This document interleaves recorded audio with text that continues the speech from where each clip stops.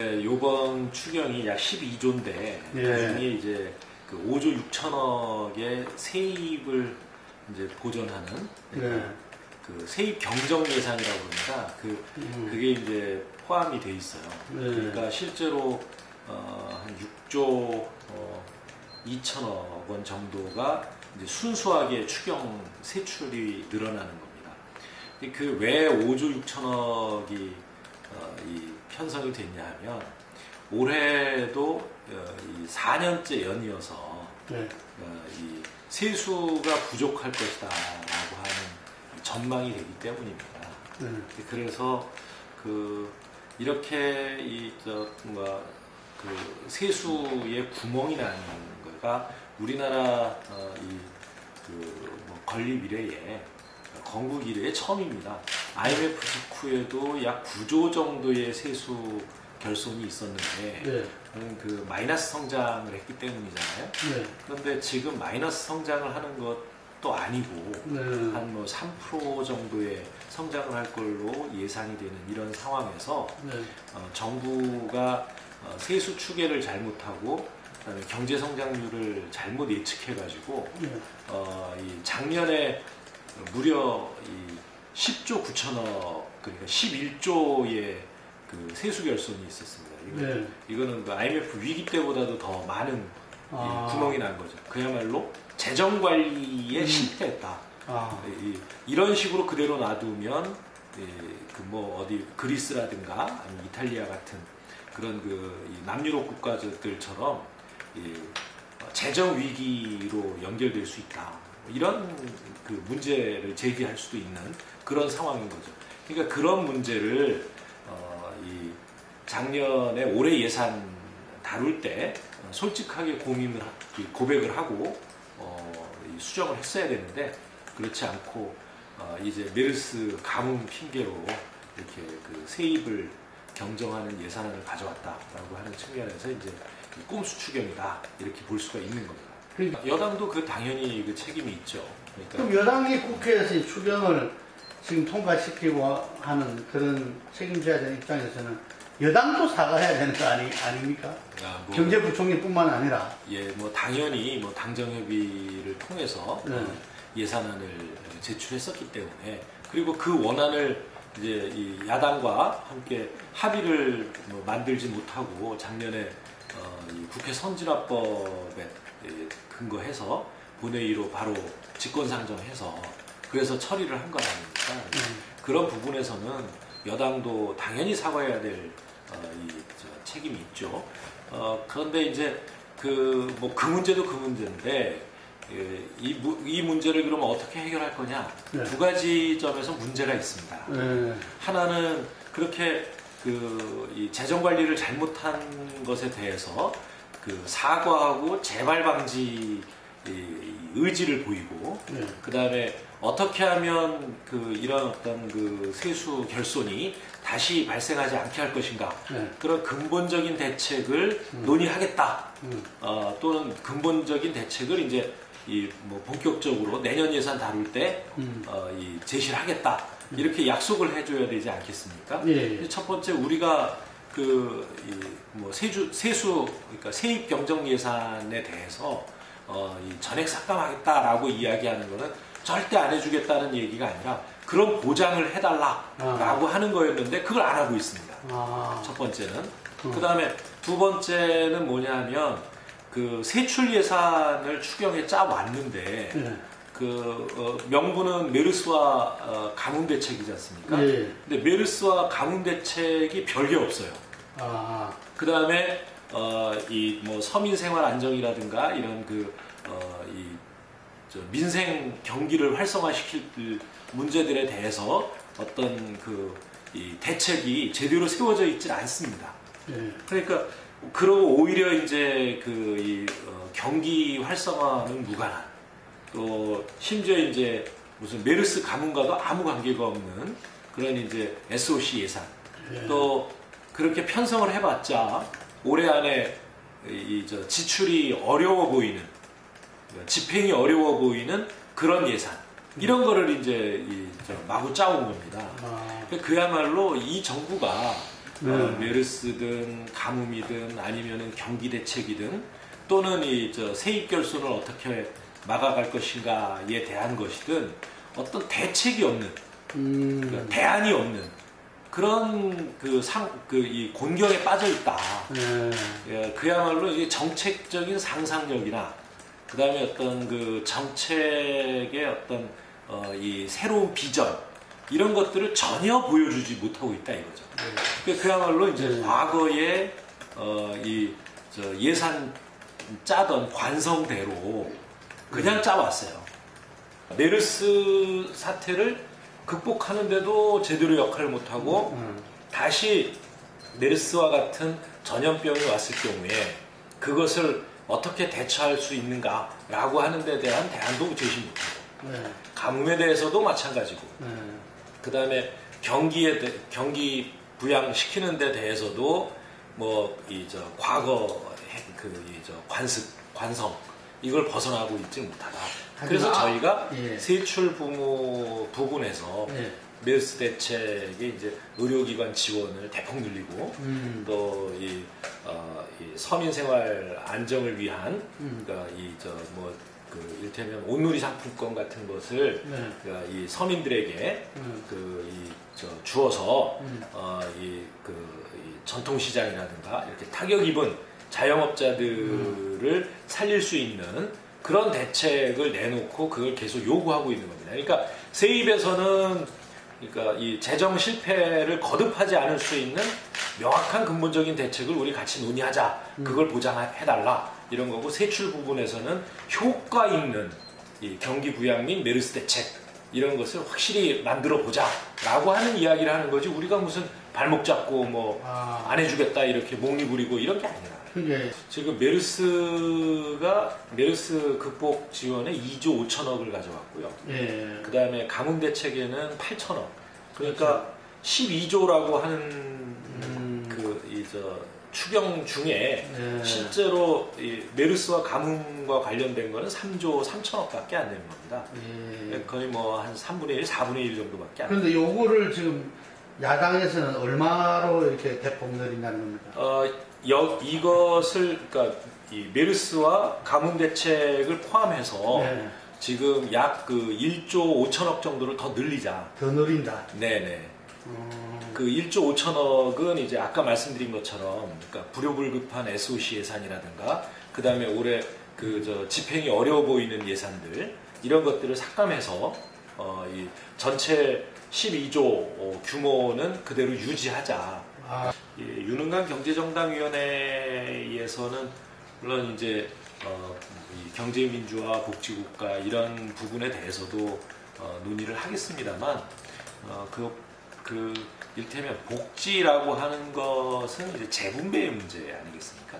그런데 이 재분배에 대해서는 우리가 세금 지금 이제 재정 문제도 있고 굉장히 어려움도 많이 있기 때문에 일테면 복지 이전에 재분배 이전에 분배에서부터 이 정의가 이루어져야 되는 것 아니냐라고 하는 차원의 접근도 필요하다 이렇게 봅니다.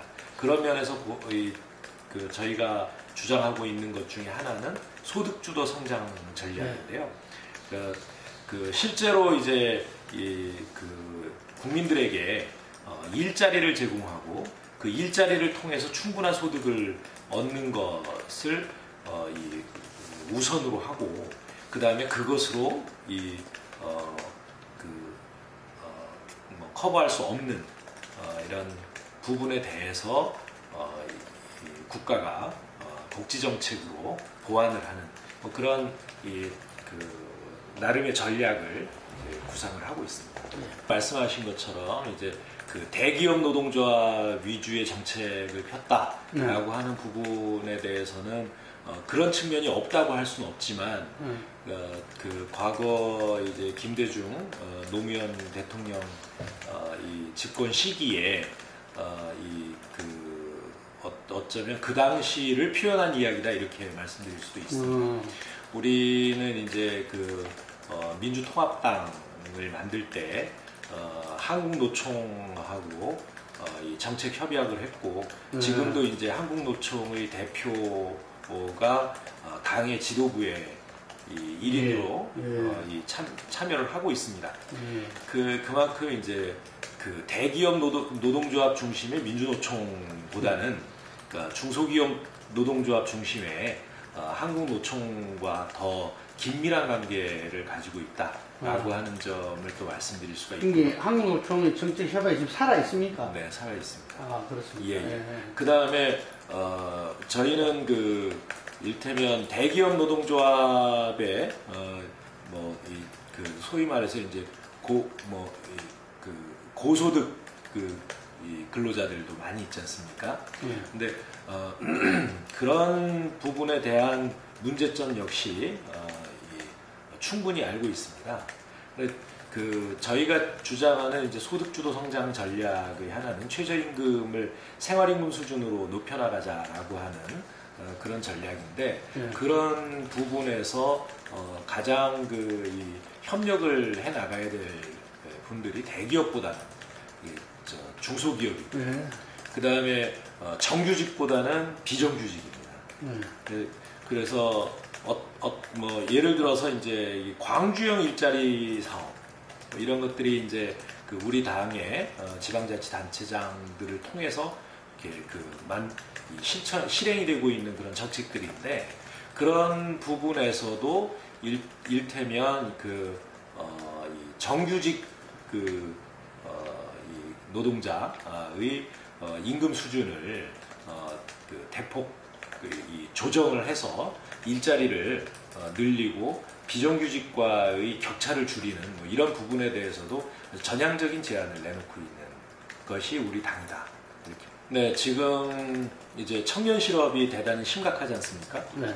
근데 청년 실업도 심각하고 그 다음에 이제 저출산, 고령화 이런 것도 굉장히 심각합니다. 그러니까 특히 이제 고령화가 결국 가져올 이런 이 국가에 대한 부담, 또 우리 이제 복지 제도 전체에 줄 부담이 굉장히 크죠. 그렇기 때문에 이제 정년 연장이라든가 임금 피크제 같은 것을 정부가 도입을 하려고 합니다.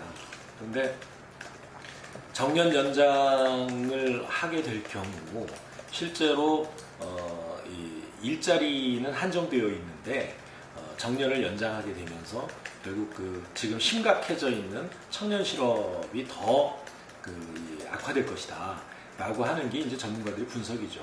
그래서 그런 부분들을 일목요연하게 해결할 수 있는 방안을 만들어내야 된다라는 것이 저의 주장이고 이 정년을 연장해서 임금 피크제를 도입하되 그것이 자기 노동에 대한 정당한 대가를 줄여나가는 것이 아니라 일테면 10년에 6개월이라든가 아니면 15년에 1년이라든가 이렇게 안식년제를 두어서 그 기간 동안 일테면 임금 피크제 때 줄어드는 그러니까 이 임금을 그 시기에 받아서 자기 개발이라든가 그다음에 예를 들면 무슨 여행을 할 수도 있고 또는 대학원을 다닐 수도 있고 이런 또는 이제 새로운 직업을 위한 훈련을 할 수도 있고 그런 이 방향으로 사용할 수 있도록 한다면 실제로 정년은 늘어나지만 정원은 늘어나지 않습니다. 왜냐하면 정년 늘어나는 기간만큼 안식년제로 일하지 않는 이 기간이 생기는 거죠. 그래서 그렇게 한다면 새로운 신규 인력, 그러니까 청년들을 고용하는데 전혀 부담을 주지 않으면서 정년을 늘릴 수 있다라는 이 방안으로 아이디어 차원에서 내놓은 얘기입니다. 대학 교수들이 주로 많이 사용하죠. 안식년. 근데 지금 대학 교수들이 이제 7년에 한 번씩 이렇게 하고 대학 교수들이 대개 이제 65세까지 정년을 보장받고 있는데요. 그렇게 이제 중간중간 한 30년, 길게는 35년 정도 이 대학 교수들이 근무를 하는데 실제로 안식년으로 한 중간에 5년 정도를 이렇게 활용을 하고 있지 않습니까? 그러니까 그런 면에서 보면 실제로 일한 기간을 놓고 보면 다른 직업군하고 큰 차이가 없는 것이죠. 60세 정년 경우하고. 그래서 원용을 해보자라는 차원에서 이야기를 했던 것입니다. 유승민 원내대표의 우리는 상당히 경제 전문가라 말하는데 이번에는 가치를 이야기하고 막 그랬거든요. 뭐 공감 가는 부분이 많은 말씀을 하셨다고 보고요. 글쎄요, 제가 그분의 경제 사상을 평가할 정도의 위치나 실력이 되지는 않습니다만, 제가 볼 때는 최소한 어떤 우리 대한민국 헌법이 규정하고 있는, 그러니까 이를테면 자유시장 경제와 개인의 자유, 그 다음에 그 가운데에서 사회적인 정의를 실현해 나가는 경제 민주화 조항에 이르기까지 이런 부분에 대한 이해를 어느 정도 기본적으로 하고 있는 이 분이다라는 생각은 해봤습니다. 물론 그 안에서 이제 이 구체적인 정책을 구상하는 데 있어서는 아마도 좀 더 이제 진보적인 정당과는 또 약간의 차이가 있을 수 있습니다.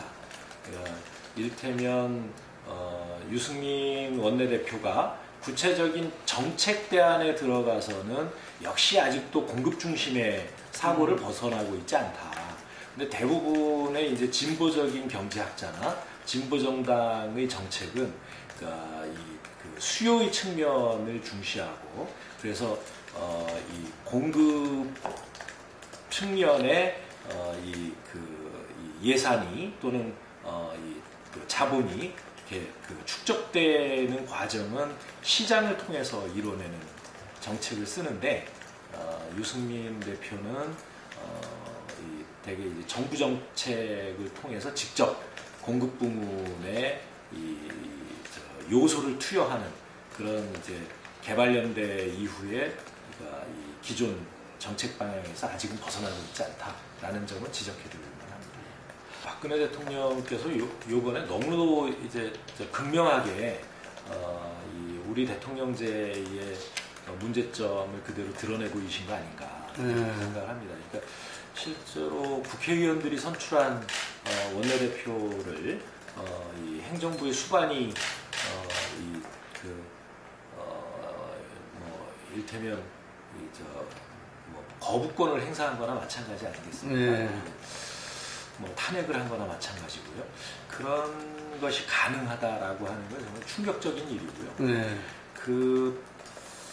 저는 그런 면에서 보면, 물론 이제 개헌의 필요성도 굉장히 많습니다만, 기본적으로 우리 헌법 정신이라고 할까, 이런 것들에 대해서 우리가 좀 더 이게 좀 깊이 있는 이해가 필요한 거 아닌가 이렇게 생각합니다.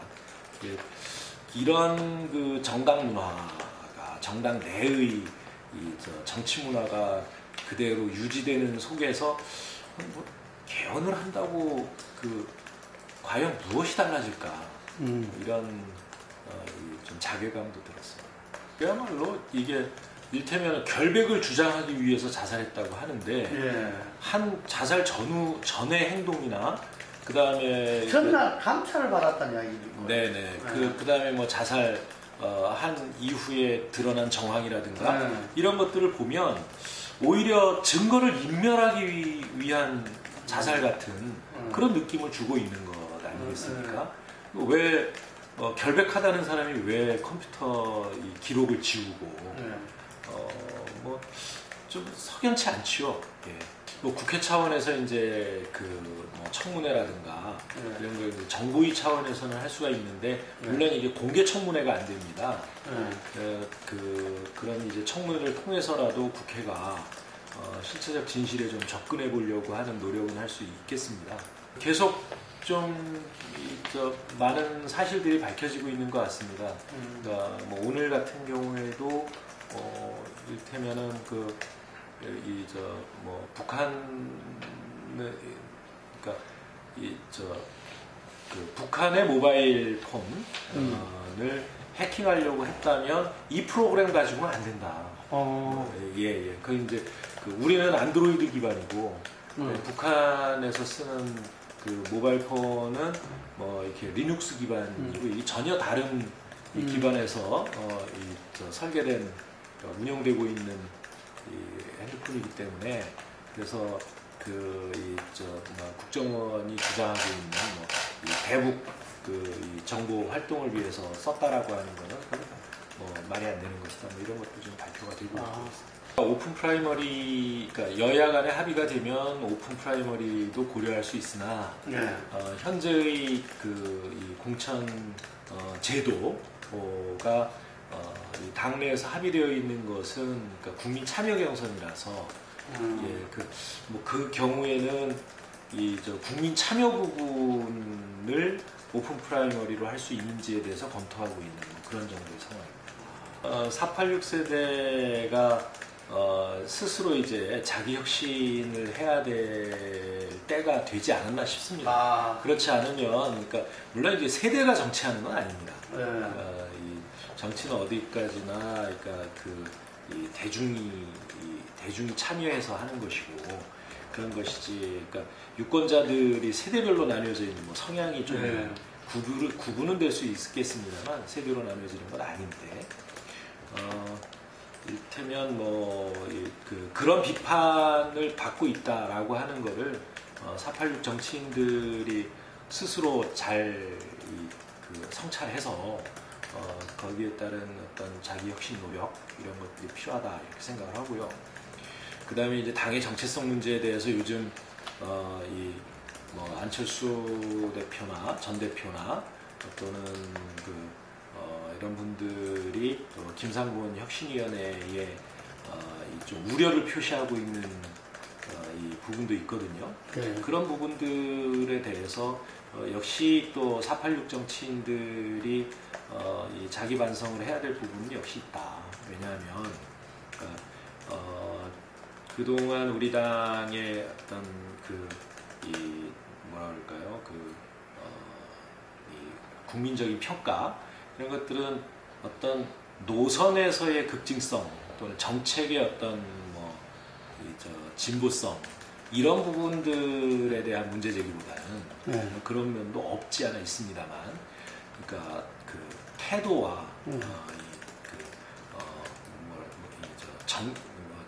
정치 행동, 정치 행위 이런 것에서의 급진성 또는 과격성 이런 것들의 문제 제기를 하고 있는 경우가 많지 않습니까?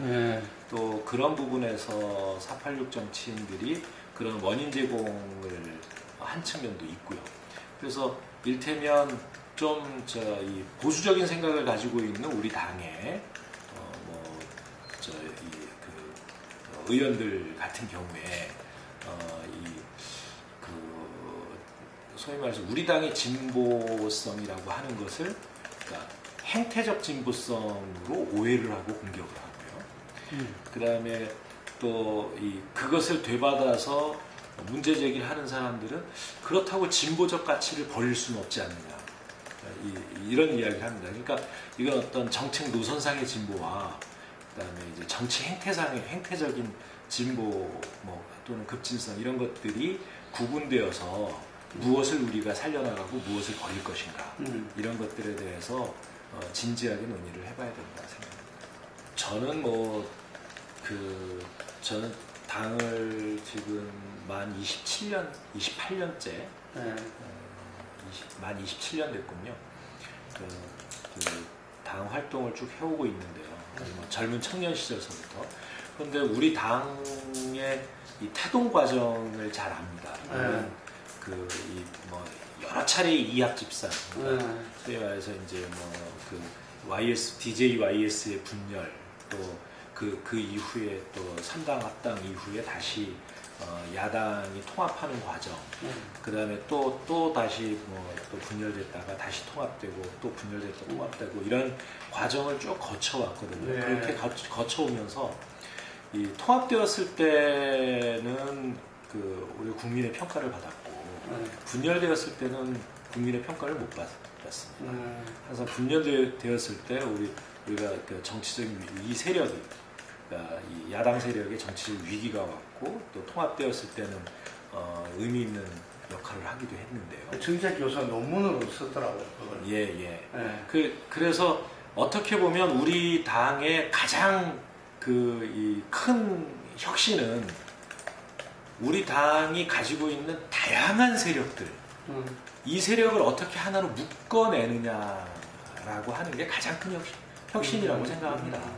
물론 지금 벌어지고 있는 이 언론에 보도되거나 또는 이리저리 이제 이 설왕설래하고 있는 이야기들의 무슨 분당론, 신당론 이런 것들 다 포함해서요. 그런 부분들에 대해서 저는 실체가 다 있다고 생각은 안 합니다. 실체가 있는 부분도 있지만 거의 대부분이 또 실체가 없는 부분도 많이 있습니다. 그 다음에 대중적인 기반을 가지고 있지 못한 주장들도 많이 있기 때문에 그것이 모두 다 그렇게 주장하는 사람들 다 긁어 모아봐야 그 다음에 이 야당 세력의 통합을 이뤄냈다 이렇게 주장할 수 있다고 보지는 않습니다. 그러나 적어도 우리 당에 이 몸담고 있는 사람들에 대해서는 이 하나로 이렇게 묶어낼 수 있는 그런 이 리더십이 발휘가 되고 그런 틀을 만들어내는 게 가장 큰 혁신이 아닌가.